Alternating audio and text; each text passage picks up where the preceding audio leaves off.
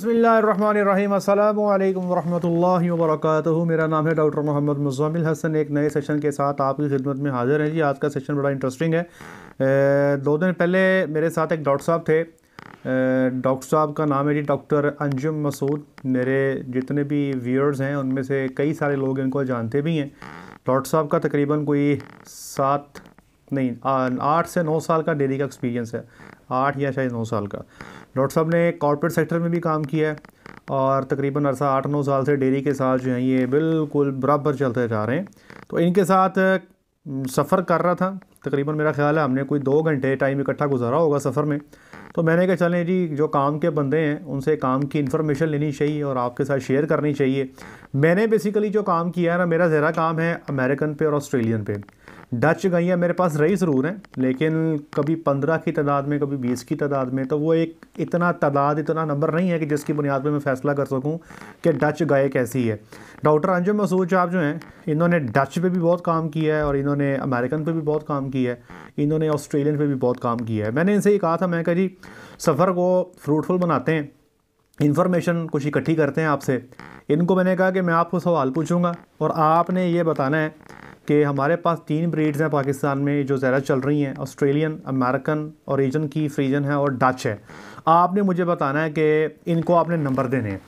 तो वो नंबर में जो उन्होंने मुझे बताया, बड़ी ईमानदारी के साथ मैं आपके साथ शेयर करने जा रहा हूँ। तो वो लोग जो बाद में डेयरी का कारोबार करना चाहते हैं वो इस सवाल जवाब को सुन लें और उसके बाद अपना जो भी डिसीजन है वो आप कर लें। ठीक है जी। सबसे पहले मैंने पूछा, मैंने कहा जी गर्मी की शिद्दत जो है वो इन तीनों में से सबसे ज़्यादा किसको गर्मी लगती है? अगर सबको आप फ़ैन भी दें, शावर भी दें, प्रॉपर शेड भी दें। तो डॉक्टर साहब का कहना ये था सबसे कम गर्मी लगती है ऑस्ट्रेलियन को, और दूसरे नंबर पे डॉक्टर साहब ने नाम लिया जी अमेरिकन को, और तीसरे नंबर पे डॉक्टर साहब ने कहा जी डच को सबसे ज़्यादा गर्मी लगती है। ये डॉक्टर साहब का कहना था। फिर सवाल किया गया कि मल्टीपल लैक्टेशन। मैंने पूछा जी कि आपके ख्याल में इनमें ज़्यादा सूए कौन सी गाय कर सकती है? तो डॉक्टर साहब का कहना ये था कि ऑस्ट्रेलियन और डच, ये दोनों गाय, इनको मैं एक ही पलड़े में रखूँगा, ये ज़्यादा सूए करेंगी, और जो अमेरिकन है उनको ये लगता है ये सूए कम करेंगी। अच्छा जी, अगला सवाल डॉक्टर साहब से पूछा गया लंगड़ेपन के हवाले से कि अगर हम इन सारों को, इन गायों को, चाहे ये ऑस्ट्रेलियन हैं, अमेरिकन हैं, डच हैं, अगर इनको हम अच्छी खुराक दें, अच्छा शेड दें, मैनेजमेंट अच्छी करें, तो तब लंगड़ेपन के बारे में आपका क्या ख्याल है? तो डॉक्टर साहब का ख्याल है सबसे ज़्यादा लंगड़ापन डच में, उसके बाद जो कमी आती है अमेरिकन में, और ऑस्ट्रेलियन में वो कहते हैं जी हमने लेमनेस जो है ना होने के बराबर देखी है। आगे आ जाए फर्टिलिटी के जानवर के अंदर गब्बन होने की तादाद, रेशो किस में ज़्यादा है? तो उनका ये कहना था जी कि ऑस्ट्रेलियन सबसे ज़्यादा, दूसरे नंबर पे डच, और तीसरे नंबर पे जो है वो अमेरिकन को उन्होंने रखा है जी। फिर मैंने पूछा दूध के एतबार से सबसे ज़्यादा दूध किसके पास है? तो डॉक्टर साहब का ये कहना था कि अमेरिकन के पास ये सबसे ज़्यादा दूध है जी, मतलब वो कहते थे 10,000 लीटर से ऊपर। फिर डच और ऑस्ट्रेलियन, उन्होंने इनको रखा जी 8 से 10,000 लीटर के बीच में, पहले सूबे की हम बात कर रहे हैं। फिर मैंने पूछा जी कि मेटाबॉलिक डिसऑर्डर, मतलब ये जो बच्चा देने के बाद अमूमी तौर पे सूतक का शिकार हो जाता है, नेगेटिव एनर्जी में चले जाते हैं, एलडीए की प्रॉब्लम बन जाती है, और भी कई सारे प्रॉब्लम, एसिडोसिस है। अगर मैंने उनसे शर्त एक रखी है कि इनको रिक्वायरमेंट के हिसाब से खिलाते जाए, फिर भी किस में मसाइल ज़्यादा देखने में आते हैं, तो डॉक्टर साहब का ये कहना था कि मेटाबॉलिक जो डिसऑर्डर्स हैं वो सबसे ज़्यादा डच में, दूसरे नंबर पे अमेरिकन में, और तीसरे नंबर पे ऑस्ट्रेलियन में सबसे कम देखने में आए।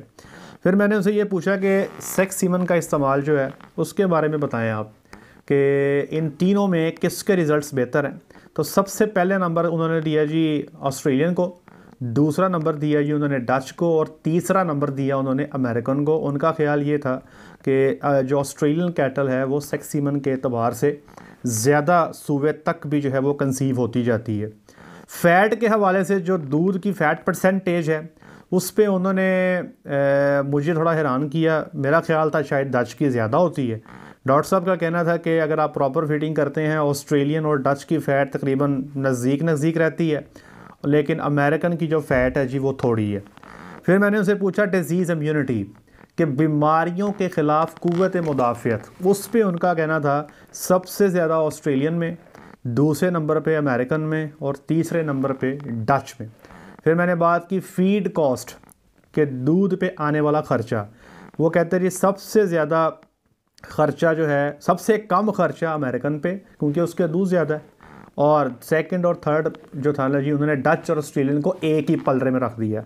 मतलब मैं आपको समराइज़ कर देता हूँ, उनके ख्याल से हीट स्ट्रेस सबसे कम करती है ये ऑस्ट्रेलियन, ज़्यादा सूए डच और ऑस्ट्रेलियन, लंगड़ापन सबसे कम आता है ऑस्ट्रेलियन में, फर्टिलिटी सबसे ज़्यादा है उनकी ऑस्ट्रेलियन की और डच की, दूध सबसे ज़्यादा है अमेरिकन का, मेटाबॉलिक डिसऑर्डर सबसे कम है ऑस्ट्रेलियन में, सेक्स सीमन से ज़्यादा सूए तक प्रेग्नेंट होती है ये ऑस्ट्रेलियन, फैट परसेंटेज ज़्यादा है ऑस्ट्रेलियन की और डच की, डिजीज़ इम्यूनिटी जो है वो ज़्यादा है ऑस्ट्रेलियन में, और फीड कॉस्ट जो है ये कम है अमेरिकन में। फिर मैंने एंड पे सवाल पूछा कि अगर आपने 100 गायें रखनी हो और अपना कारोबार आप करना चाहते हो तो आप किस ब्रीड से काम शुरू करेंगे?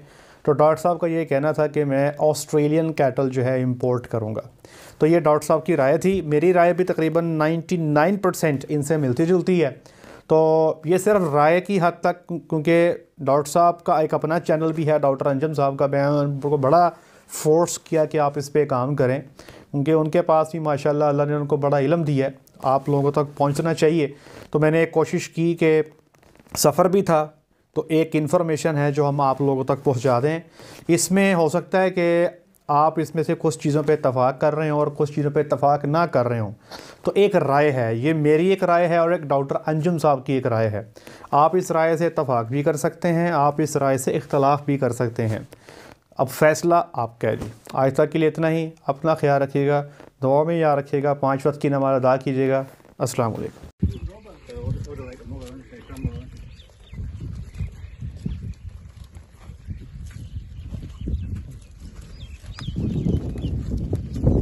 It's a group of Mabel daughters, first and second calf, Chalbar pairings, all Mabels.